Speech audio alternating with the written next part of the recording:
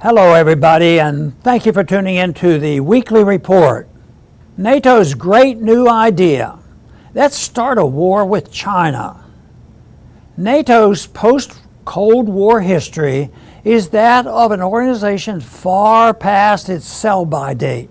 Desperate for a mission after the end of the Warsaw Pact, NATO in the late 1990s decided that it would become the muscle behind the militarization of human rights under the Clinton administration. Gone was the threat of global communism, which was used to justify NATO's 40-year run, so NATO reimagined itself as a band of armed Atlanticist superheroes.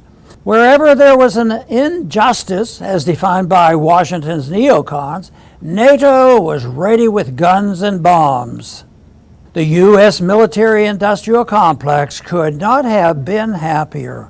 All the Beltway think tanks they lavishly fund finally hit on a sure winner to keep the money pipeline following. It was always about money, not security. The test run for NATO as human rights superheroes was Yugoslavia in 1999. To everybody but NATO and its neocon handlers in D.C. and many European capitals, it was a horrific, unjustified disaster. 78 days of bombing a country that did not threaten NATO left many hundreds of civilians dead, the infrastructure destroyed, and a legacy of uranium-tipped ammunition to poison the landscape for generations to come.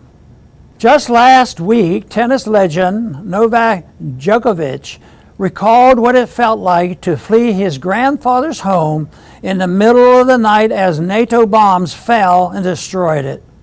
What a horror. Then NATO got behind the overthrow of the Gaddafi government in Libya.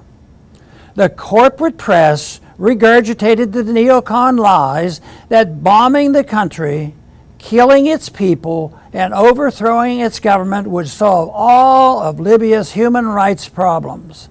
As could be predicted, NATO bombs did not solve Libya's problems but made everything worse. Chaos, civil war, terrorism, slave markets, crushing poverty. No wonder Hillary Clinton, Obama, and the neocons don't want to talk about Libya these days. After a series of failures longer than we have space for here, D.C. controlled NATO in 2014, decided to go all in and target Russia itself for regime change. First step was overthrowing the democratically elected Ukrainian government, which Victoria Nuland and the rest of the neocons took care of. Next was the 8 years of massive NATO military assistance to Ukraine's coup government, with the intent of fighting Russia.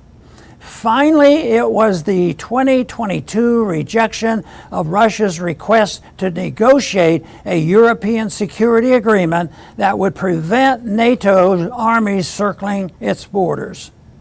Despite the mainstream media and U.S. government propaganda, NATO has been about as successful in Ukraine as it was in Libya.